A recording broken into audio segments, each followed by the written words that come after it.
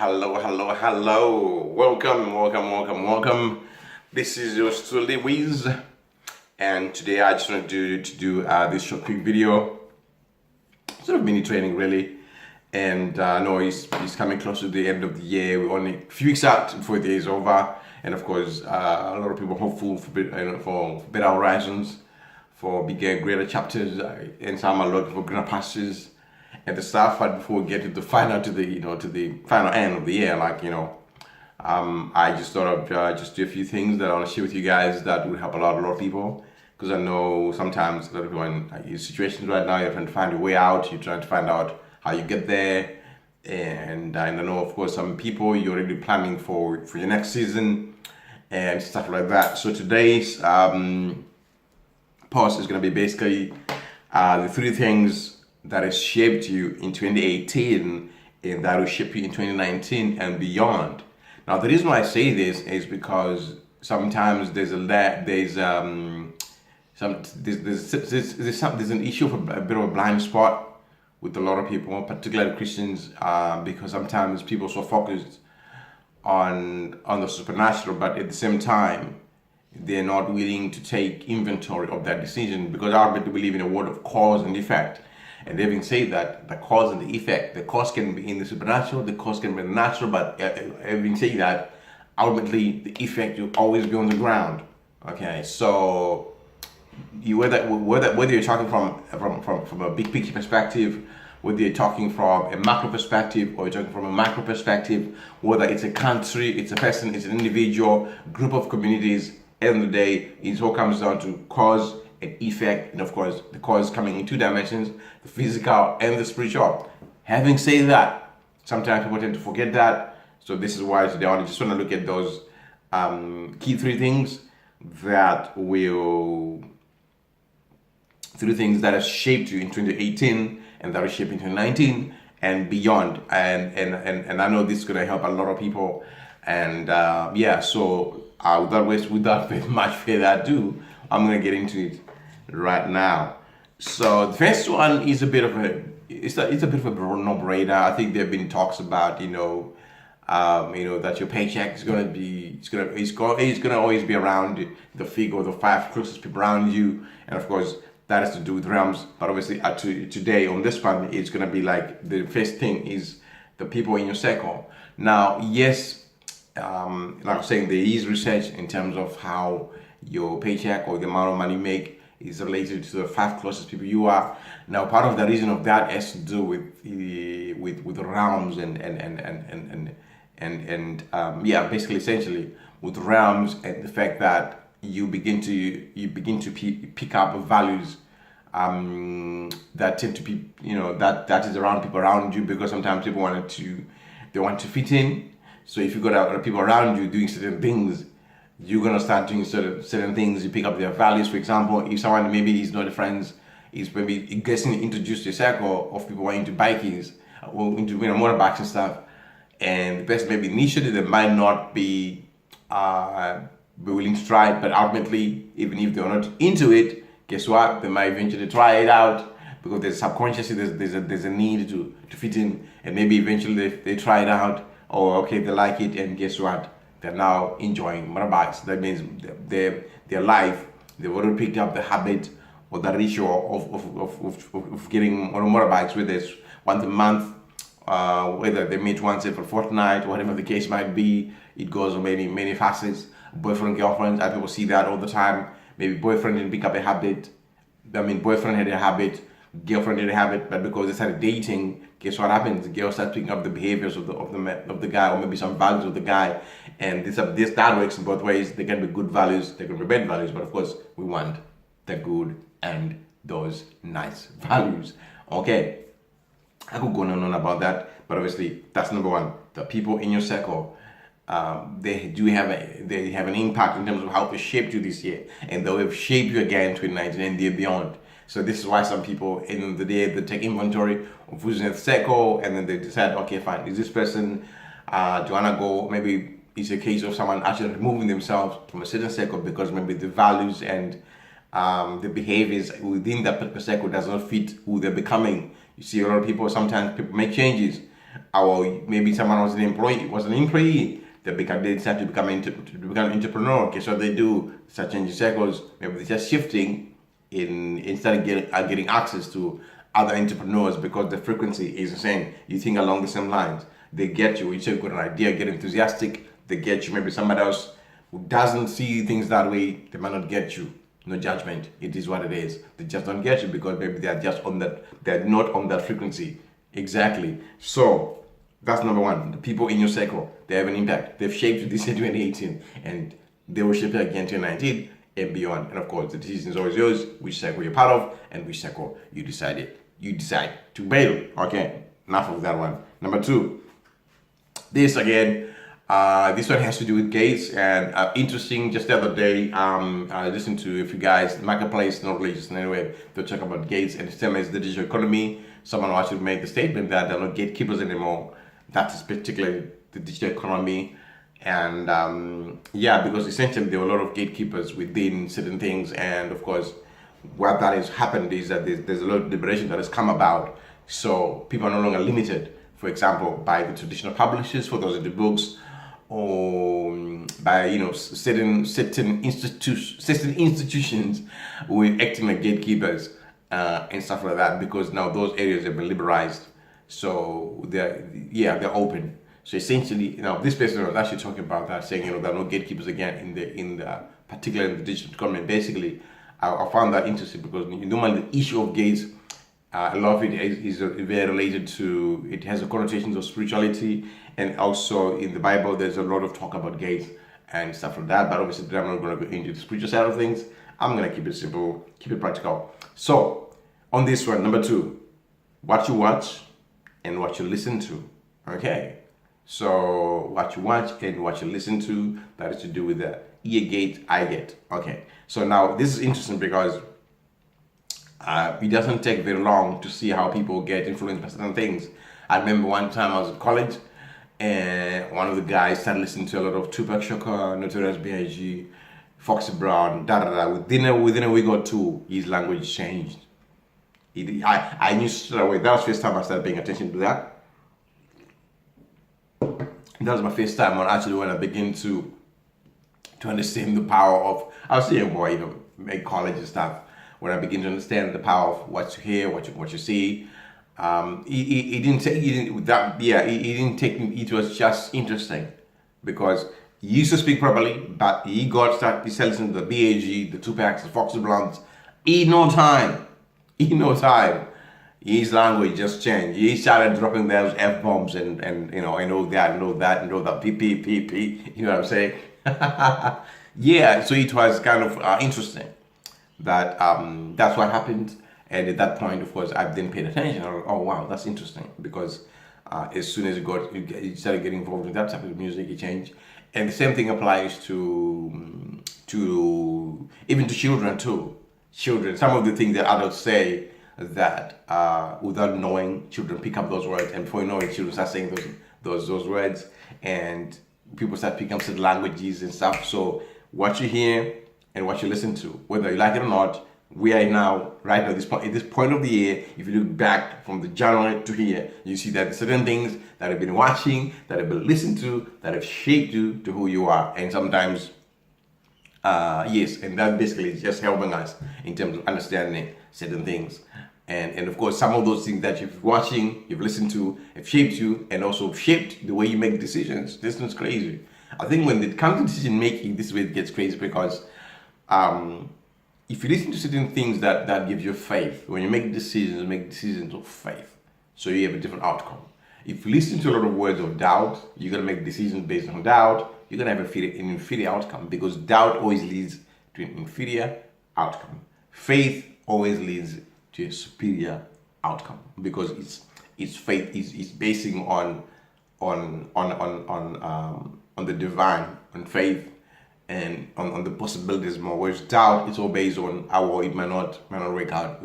So in other words, because you are doubting, you want to exert yourself to the point you need to get the results you're looking for. Okay, instead of being full throttle, you're gonna be operating at 40-50% because deep down there's a bit of a doubt. So you're not fully there. Just as, for example, someone who is dating somebody and they're not sure. it doesn't take very long before the other party figures out this person is not fully, you're not fully convinced, because you start doing things half-heartedly. You're giving 50%, 60%, and it shows in the behavior. So ultimately, when it comes to certain things, because you are doubting, you put 50, 60% of effort. Someone who's coming from a place of faith, that convinced that this is the deal, they come in under 10%. So obviously they'll get more results. Okay, they get more results.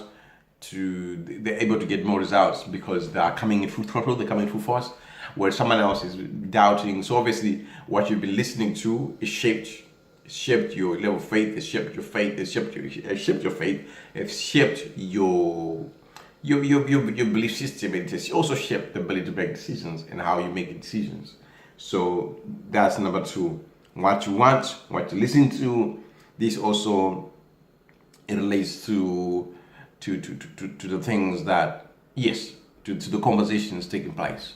Because, for example, you find that if you go to churches where a lot of girls, their focus is just Boaz, you realize that a person who's in that environment, all they think about is just boyfriends. Oh, where's my husband?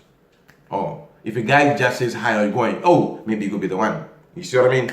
So already, there's always that anxiety, that confusion that's going on, that confusion, that lack of clarity, that purposelessness that comes from being, because you're listening to too much conversations and relating to husbands and wives, to boys, boyfriends, girlfriends, that's all this 24 non-stop. Naturally, that will show people that don't people look at themselves, or professionally, however advanced, or not really academically, all their stuff, but essentially it is because of what you're listening to, so what you're listening to and what you're watching. There you go. So that's number 2. Okay.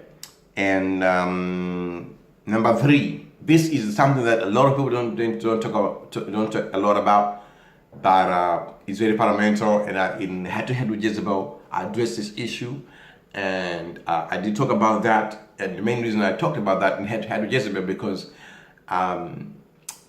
what has happened to me is, what has happened to me over the years is because I've had the honor and the privilege to serve in both, to be able to attend small churches. I've served in small churches, had intercession, and so because of that, I had access to leadership. If that makes sense. I have access to leadership. I begin to understand the church culture. Not only that, but there was one time a few years ago where I was doing those kind of prayer calls. I'm not sure if people are still doing them, but I haven't done that in years. But during that time, I started talking to people in China, people in US, UK, in those prayer group calls. And of course, conversations would come up, and people would talk about what's going on in the small church over there in China. Someone would talk about what's going on in the small church in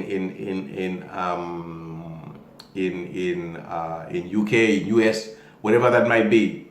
And you start understanding, you start getting those patterns. Start getting those patterns that sort of come up. It doesn't matter what it is. If you study something a long time, you start seeing patterns and trends. For example, if you go on the street on a particular road between 9 a.m. and 12 p.m., if you do that for 3 days, on the 4th day, you have a pattern. You know that, okay, between 9 and 10, there are a lot of cars. Between 10 and midday, there are less cars. Between 12 and 1, plenty of cars. And maybe, you start seeing the patterns. You didn't need anyone to tell you that, because they are very visible. It's the same thing. Because I've been blessed enough to be able to work alongside leadership in small churches over the last couple of years, and also attend some church, and of course then got into mega church, and also been able to go to visit a few mega churches and stuff. So I've been in a position where I understand church culture in a long way, so in a bigger way than what most people would not normally do. Not because I'm special or anything, but because I've been exposed to small churches, I've been exposed to mega churches. So in no time I started seeing the differences. Or someone else maybe might just they just grew up in a mega church, that's all they know, they've never been exposed to small church. Some people, no judgment, you've always been in a small church, that's fine. and you've never been exposed to mega churches, and some people you've just been attending church, maybe one church for a long time, you've never been exposed to other churches, or maybe it's not something that it never been conscious to you. For a number of reasons, it is what it is. So because of that, I begin to understand some things. So basically, that's what happened to Head to Head with Jezebel. I had to write that book and outline a few things that I've seen within church culture. And one of those things was the fact of one of the key important things that I realized that sometimes a lot of people just been in churches, but they've never really sat down and actually thought and prayed about it and say, oh, is this the church I need to be? And some people have never gone to that extra mile to check whether the vision of the church suits where they're becoming and where they're going. You may be sometimes just doing a church because a friend goes there, auntie goes there, mama goes there, papa goes there, and stuff like that. So having said that, having said that, yes, I addressed a few things in Head to Head with Jezebel. One of those key things was some of the things you need to look out for before joining a church. One of those, of course, was the issue of vision. Vision of a church, very, very important, because the vision determines the direction of a church. For example, if you might find that every single church, every church has got, although of course all churches pretty much, most churches will preach the full gospel. They cover a lot of things, but some might not cover one area. Some might be strong on a particular area more than the other one. For example, some churches might be very strong in worship. In other words, they're known for worship. Okay? And some churches are known for deliverance. It doesn't mean that they don't do the other things. They may do all the other things, other aspects, but that area is their main sort of strong point. That's the area that they're known for. Okay? For example, U-Song. Okay, U-Song is known for their worship music. We got the Darlene Checks, who of course she's not going to U-Song at the moment, but of course she started from there, and of course, Shout to the Lord exploded and all that, and of course U-Song made its flag, landed its flag on the ground, say, this is what we do. They're known for that. Doesn't mean they don't do other things. They do, but it's a whole different conversation altogether for some other day. But because they're known, because that is their main strong point. So they are mainly known for worship and producing, music that is just incredible, that's powerful, that sells in the millions annually. That's one church, okay? And you can find other smaller churches, some other churches, even some other big churches that are not known for worship, but they're known for great word, okay? They just known, all this church is known for great teaching. That the level, the way they teach the word in this particular church is incredible. So that's the point of difference. And you go to some other churches too that are mainly known for deliverance.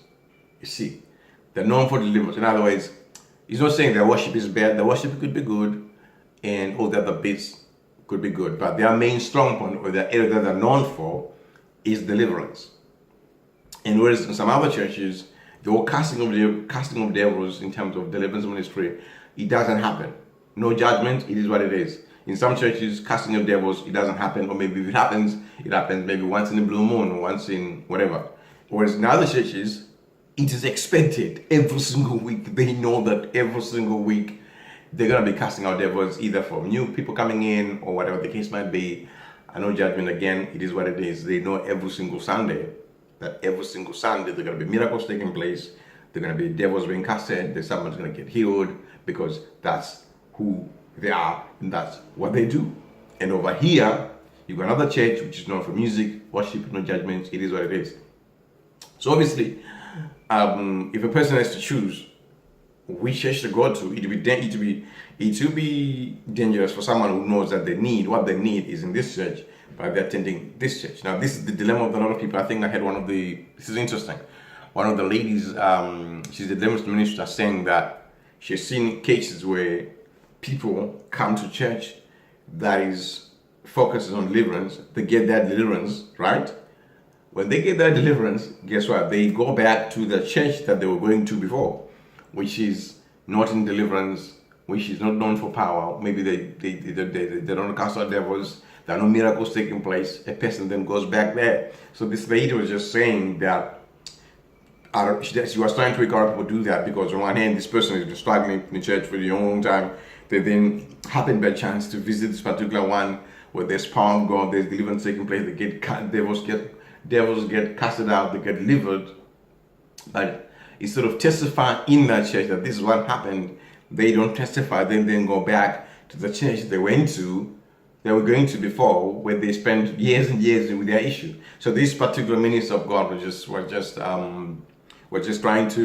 was explaining that and trying to make sense of why people do what they do. And so part of the reason why she was thinking was possibly maybe the issue of fear, that people are scared of their pastors to the point where even if they rather sneak out and go deliver it elsewhere, then they come back and then they testify that I know it's the pastor of this church. But the truth of the matter is they actually left the church and went to one particular church, got their deliverance there, went back.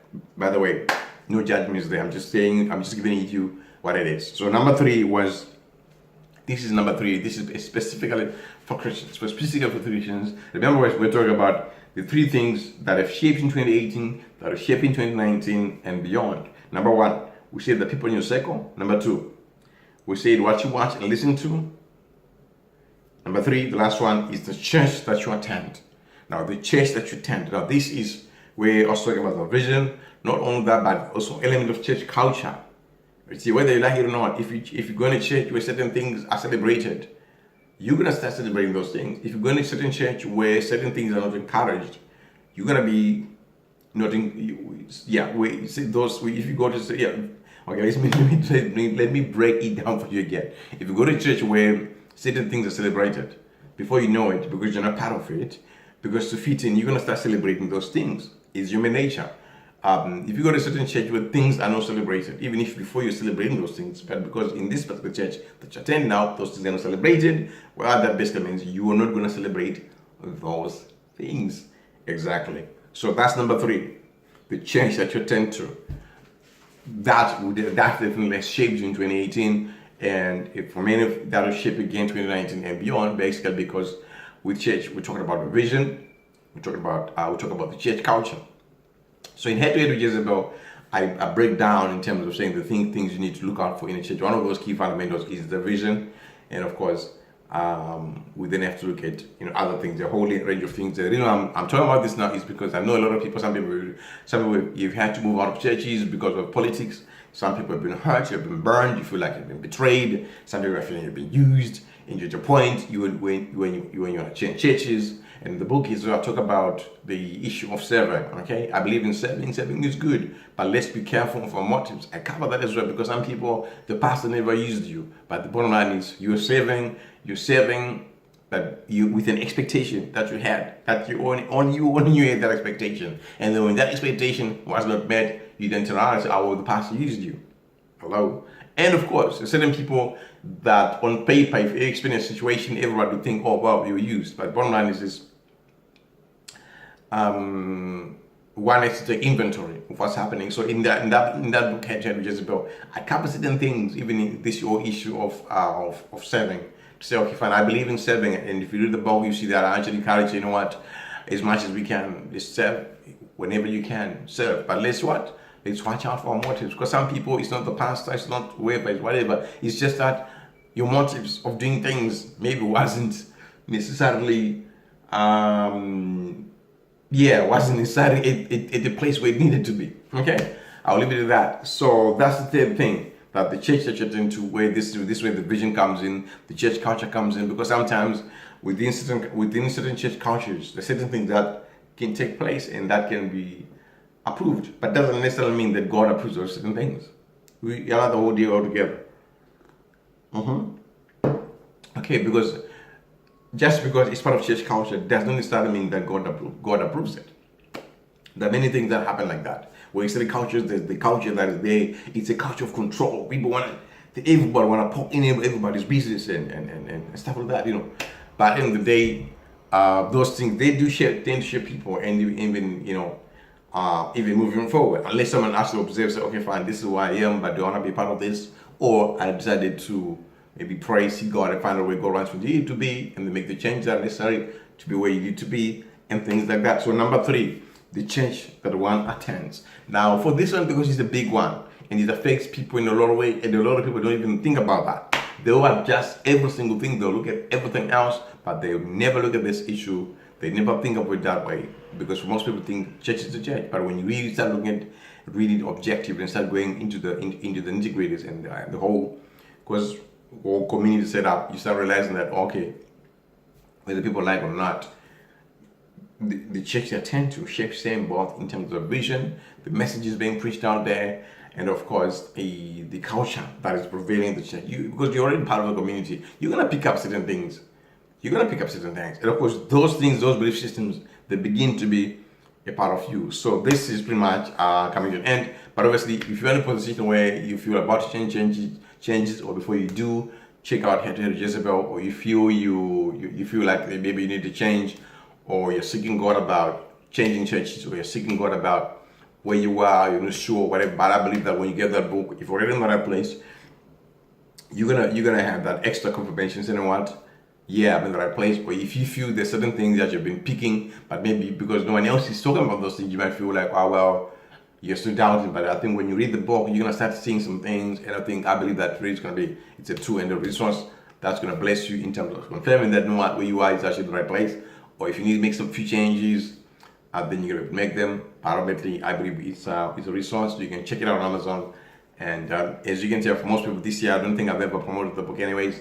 But the reason I'm saying so is because I know that December is the time where a lot of people are making changes towards 2019. People are making changes about their career, their career, the lifestyle, and also some people are changing cities, you're changing countries, you're getting ready to go in a different country, you're getting ready to go to a different state, you're getting ready to, make a few changes. So, and one of those changes that you are making, if that's to do with your church, spirituality, of course, check out Head to Head with Jezebel. And even if you're happy with your church and whatever's going on, you can check out Head to Head with Jezebel. I believe it's a resource. It's going to help you out, clarify some things.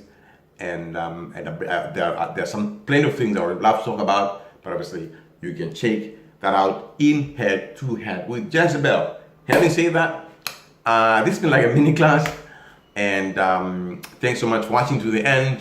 I gotta bounce, and always remember, you have an uncommon destiny. You can check out the rest of my stuff on Amazon Kindle, on the Wisdom International page, and Wisdom on Amazon. When you just simply tap my name on Amazon, and all my books will come out, which include Prayer, and of course, the award-winning Uncommon Destiny, Uncommon Partner. Having said that, I'm done. I gotta bounce, and always remember, you have an uncommon destiny. I'll catch you later. Bye.